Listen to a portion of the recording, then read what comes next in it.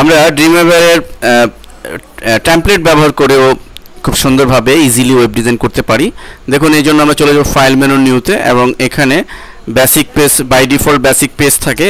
আমরা এখান থেকে নিচে পেজ ডিজাইন বা পেজ ডিজাইন অ্যাক্সেসেবল যে কোনোটি সিলেক্ট করে দেখুন এখানে ডান দিকে স্যাম্পল দেখাচ্ছে যে আমরা কি ধরনের ক্যাটাগরি নিতে চাই।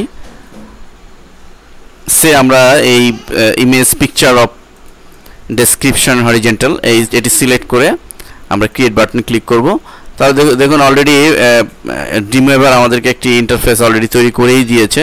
শুধুমাত্র আমরা এখানে আমাদের ইচ্ছেমতো ডাটা এবং ইমেজ এন্ট্রি করেই আমরা কাজ করতে পারি। সাপোজ এখানে ধরুন টাইটেল এখানে রয়েছে, এটা কী ধরনের আমাদের ওয়েবসাইট হবে সেটা সাপোজ আমরা এখানে কম্পিউটার ট্রেনিংয়ের উপরে একটি ওয়েবসাইট করছি এবং এখানে ডিটেলস আমরা ডিসক্রিপশন লিখে দেব এবং ইমেজের এখানে জাস্ট আমরা ডাবল ক্লিক করলে আমরা এখান থেকে ইমেজ চুজ করতে পারবো।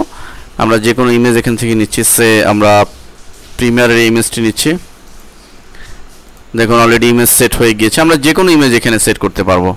এবং আমরা এখানে একটি কথা বলে রাখা দরকার, তা হলো যে এই যে ইমেজের যে সাইজ রয়েছে এখানে 300x200 রেজুলেশন, এই সাইজ অনুযায়ী গ্রাফিক্সে ফটোশপে তৈরি করে আমরা যদি তৈরি করে জেপিজি মোডে সেভ দিয়ে আনি তাহলে আমরা ঠিক হুবহু বক্সের অনুরূপ সাইজে একটি ইমেজ আমরা পাবো।